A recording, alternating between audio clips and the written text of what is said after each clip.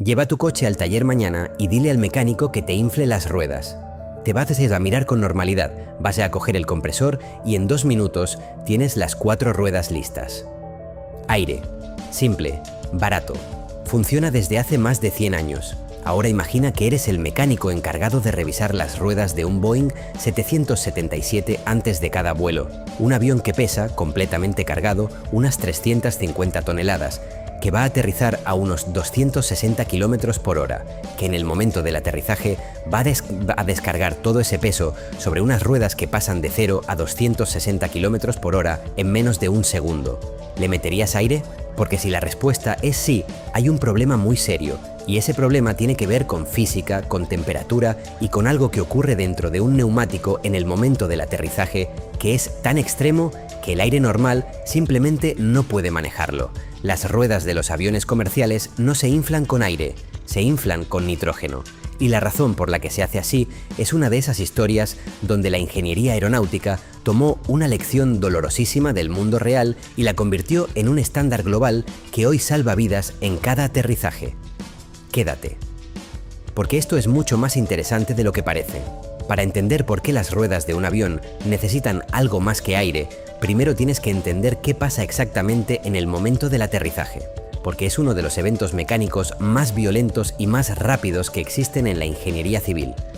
El avión se aproxima a la pista, va a unos 260 o 270 km por hora. Las ruedas del tren de aterrizaje están completamente paradas, no giran, están quietas, colgando ahí debajo del avión mientras este avanza a la velocidad de una carrera de Fórmula 1 y entonces tocan el suelo. En ese instante, las ruedas tienen que pasar de 0 a 260 km por hora en una fracción de segundo.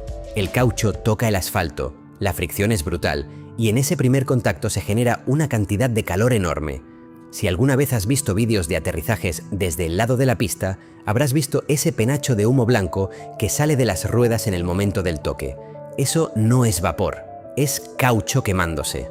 Literalmente, ese calor no solo afecta al neumático por fuera, también afecta al gas que hay dentro. Y aquí es donde empieza el problema con el aire. El aire que usamos normalmente para inflar neumáticos no es aire puro. Es una mezcla de gases y el componente más problemático es el oxígeno.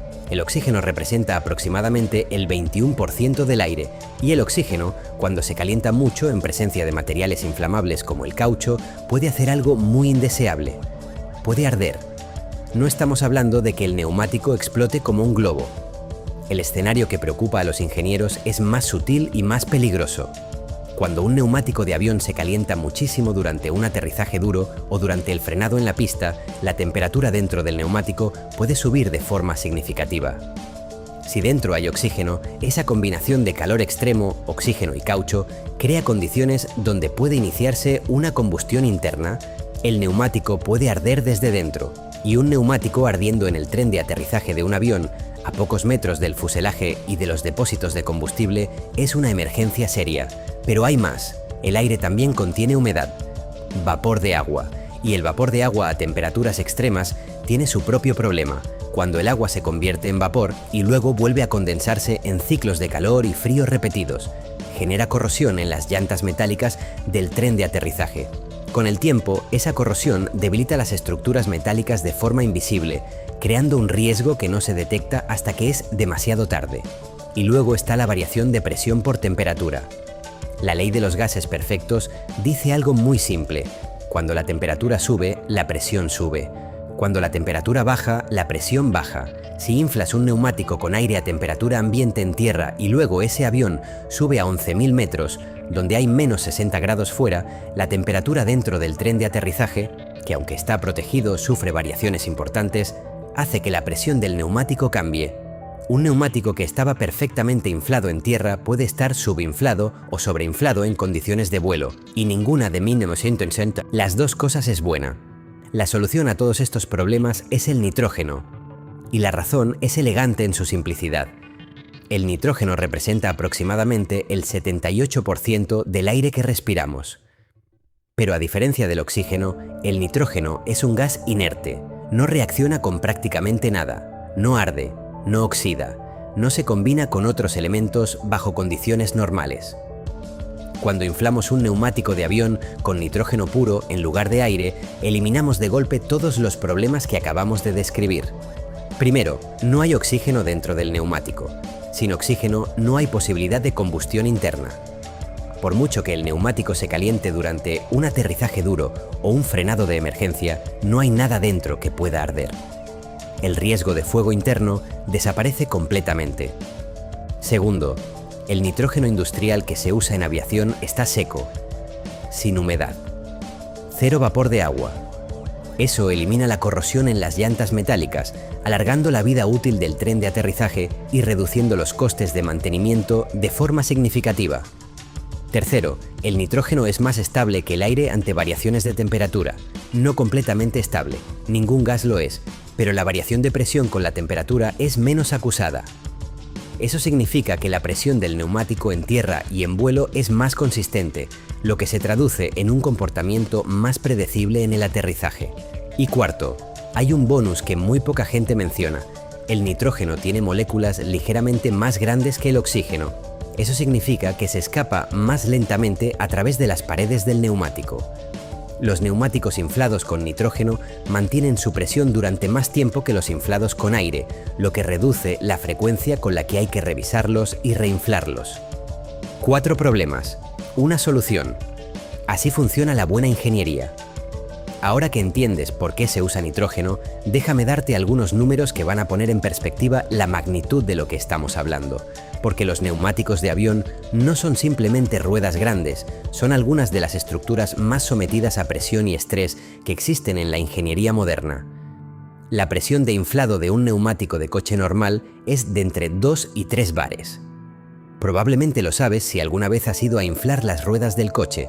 La presión de inflado de un neumático de avión comercial estándar, como los del tren de aterrizaje principal de un Boeing 737, es de aproximadamente 14 bares. 7 veces más que un coche. Los neumáticos del tren de morro, que son más pequeños pero soportan el impacto inicial en muchos aterrizajes, pueden estar a presiones similares o incluso superiores.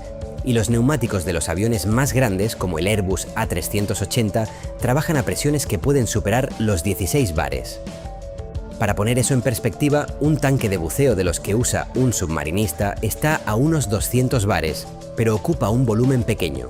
Un neumático de A380 contiene un volumen mucho mayor de gas a alta presión. La energía almacenada en ese neumático es enorme. Esto explica otra cosa que quizás no sabías. Los neumáticos de avión se inspeccionan con una frecuencia muy superior a cualquier neumático de vehículo terrestre. Dependiendo del tipo de avión y la aerolínea, un neumático puede cambiarse después de entre 100 y 300 aterrizajes. Parece poco, pero es porque el desgaste en cada aterrizaje es brutal.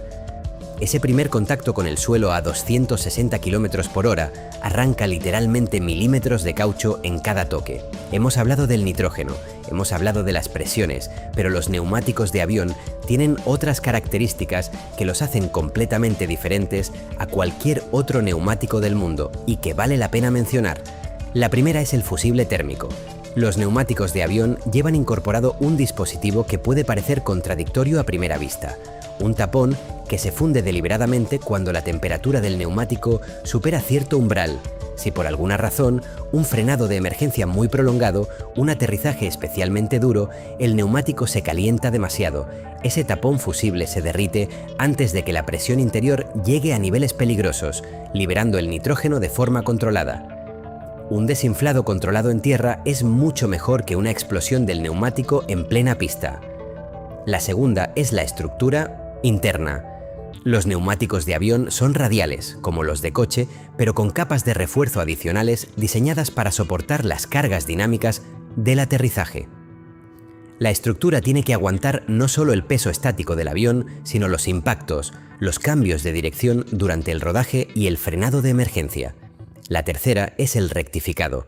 Después de cada cierto número de aterrizajes, los neumáticos de avión no se tiran directamente.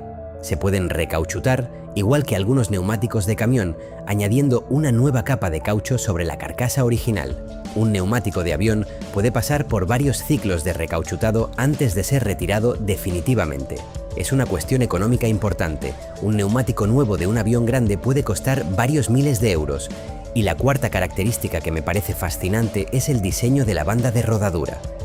Los neumáticos de avión tienen muy poco dibujo comparado con los de coche. ¿Por qué? Porque los aviones siempre aterrizan en pistas preparadas y mantenidas, no en barro ni en terreno irregular. El dibujo de los neumáticos de coche sirve para canalizar el agua y mantener el agarre en superficie irregular. En una pista de aeropuerto bien drenada, ese dibujo no es necesario y solo añade peso. Así que la próxima vez que veas un avión aterrizando y salga ese penacho de humo blanco de las ruedas, ya sabes todo lo que hay detrás de ese momento. No son ruedas normales, son estructuras de ingeniería diseñadas para aguantar presiones de 14 o 16 bares, para sobrevivir a cientos de aterrizajes a 260 km por hora, para no arder por dentro gracias al nitrógeno, para desinflarse de forma controlada antes de explotar y para hacer todo eso una y otra vez con una fiabilidad casi perfecta. Y la razón por la que van infladas con nitrógeno en lugar de aire es una de esas decisiones de ingeniería que parecen un detalle técnico menor hasta que entiendes lo que está en juego. Un gas inerte, seco y estable, en lugar de una mezcla de gases con oxígeno y humedad. Pequeño cambio, enorme diferencia.